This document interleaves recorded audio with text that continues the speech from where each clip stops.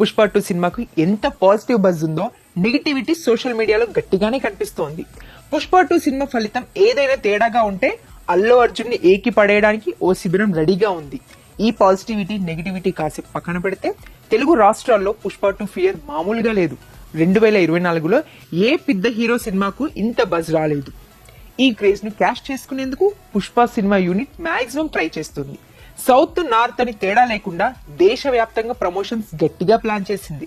హైదరాబాద్ లోని Yousufguda police grounds వేదికగా Pushpa 2 cinema grand గా ప్రీ రిలీజ్ ఈవెంట్ జరుపుకుంటోంది.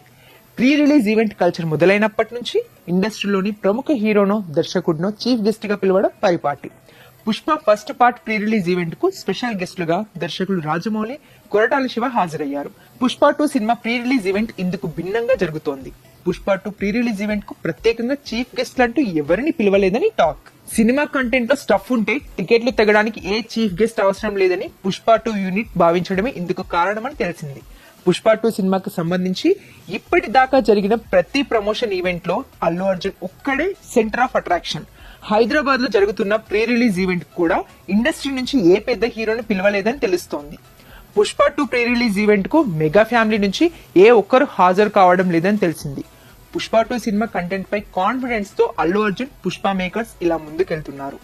తెలంగాణలో టికెట్ ధరలు భారీగా పెంచినప్పటికీ అడ్వాన్స్ బుకింగ్స్ పై ఆ ప్రభావం ఏమాత్రం పడకపోవడం పుష్ప 2 టీమ్ కు మరింత బూస్ట్ ఇచ్చింది. డిసెంబర్ 5న థియేటర్లన్నీ హౌస్ఫుల్ అయ్యే అవకాశం 100% కనిపిస్తున్నాయి.